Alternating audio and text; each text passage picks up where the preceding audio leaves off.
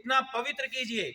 मैं बार बार समझाता हूं, हिंदू शब्द जो है वो इंडस वैली या इंडो रिवर से नहीं आया था। हिंदू शब्द को अगर हम ध्यान से देखें तो ये हीन जमा दू है, यानी एक ऐसा समाज जो हर तरह की, हर प्रकार की हीन भावना से दूर हो, उसे हिंदू कहते हैं। जिसके अंदर सबको एक्सेप्ट करने की और सबको रिस्पेक्ट करने की ताकत है, उसे हिंदू कहते हैं। मेरे घर के मंदिर में भगवान बुद्ध भी हैं, गुरु गोविंद साहब जी भी हैं, गुरु नानक साहब जी भी हैं, वहां राम भी है, वहां शिव भी है, वहां साथ में बाइबल भी रखी है, कुरान भी रखी है। ये हिंदू ही कर सकता है, क्योंकि उसमें कट्टरता नहीं है, उसमें सहनशीलता है, उसमें सबका सम्मान करने की ताकत है। आप एक ताकतवर समाज के प्राणी हो, आपका मनुष्यत्व जैसे हमें सबको सिखाया जाता है। आप विचार कीजिए, जब सबके सब अनसिविलाइज्ड थे, तो अनसिविलाइज्ड लोगों में से, यानी आदिवासी लोगों में से जो पहला व्यक्ति जिसने कि सिविलाइजेशन के बारे में सोचा, उसे मनु कहा गया, जिसकी वजह से आप मनुष्य बने। मनुस्मृति या मनु संहिता आपको यह सिखाती है कि सिविलाइजेशन क्या होती है, how to live in a civilised world. चीजों को ऑर्गेनाइज करना सिखाया गया। आपके पास में वो गणनाएं हैं।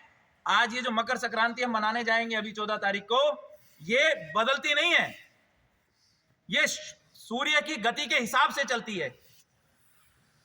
हमारा नव वर्ष तब आता है जब पौधों में नई नई कोपलें आती हैं, बसंत ऋतु का प्रारंभ होता है, नव जीवन का प्रारंभ होता है। जब हम अपनी बुरी आदतें, बुरे विचार त्याग करके एक नए जीवन की तरफ आगे की ओर अग्रसर होते हैं, तब आकर के हम नववर्ष मनाते हैं। आपका ध्येय, आपके पूर्वजों के द्वारा किया गया कार्य, उस पर गर्व करना सीखो। सबसे पहले अपनी इस मातृभूमि से प्रेम करना सीखो। अगर आपको कभी भी थोड़ा बहुत भी वक्त मिले, हर दिन सुबह इस मातृभूमि का तिलक अपने माथे पे अवश्य लगाओ। जिस दिन आपके अंदर ये भावना उत्पन्न होगी कि आप इस मातृभूमि के प्रति अपना कर्तव्य अच्छे से निभा पा रहे हो, आप यकीन मानना आपका जीवन हमेशा सफल होगा। जो समाज अपने राष्ट्र को सबसे आगे रखता है, वो समाज सबसे ताकतवर होता है। जिस समाज का बच्चा सबसे पहले अपने राष्ट्र की पूजा करता है, वो देश कभी भी किसी से हार नहीं सकता। तो इस देश को हमने ताकत देनी है या कमजोरी देनी है? तो ताकत देनी है, तो ताकत देने के लिए हमें क्या करना होगा? सबसे पहले अपने राष्ट्र के बारे में सोचना है। आप कोई भी कृत्य करते हो, कोई भी कार्य करते हो, आपने ये सोचना है, इससे मेरे समाज का, मेरे परिवार का, मेरे राष्ट्र का आगे क्या भला होगा। आप अपने इस राष्ट्र के लिए क्या अच्छा कर सकते हो। जरूरी नहीं है कि बंदूक लेकर के बॉर्डर पर ही जाना है, जाते हो बहुत अच्छा है। आप अच्छे शिक्षक हो, अपना कार्य ईमानदारी से करिए। आप अच्छे किसान हो, अपना कार्य ईमानदारी से करिए। आप कोई भी कार्य कर रहे हैं, आप उसको यह सोच के कीजिए कि इससे मेरे समाज का भला हो रहा है और आज मैं अपने आप को, अपने इस राष्ट्र को समर्पित करता हूं। जब यह भावना आपके अंदर आ जाएगी, आप और आपका देश इतना ताकतवर हो जाएगा कि आपके देश को हराने वाला इस संसार में कोई नहीं मिलेगा। आज आप जिस व्यक्ति के बारे में विचार कर रहे हैं, उसने अपने गुरु के सामने सर्वत्र त्याग दिया था। स्वामी रामकृष्ण परमहंस जो कहते थे स्वामी विवेकानंद यानी नरेंद्र के लिए, वो सत्य था। अपने गुरु की किसी भी बात की उन्होंने कभी अवहेलना नहीं की, और यह गुरु का ही आशीर्वाद था कि जो नरेंद्र था वो स्वामी विवेकानंद बना। और स्वामी रामकृष्ण परमहंस का ऐसा कहा जाता है कि वो साक्षात काली मां के दर्शन करते थे। आप कभी बंगाल जाएंगे तो वहां पर आपको इस तरह की बहुत सारी कहानियां और इस तरह के वर्णन मिलेंगे, जहां पर कि रोज शाम को यह कहा जाता था कि मां चंडिका, मां काली रामकृष्ण परमहंस से बात करने आती हैं।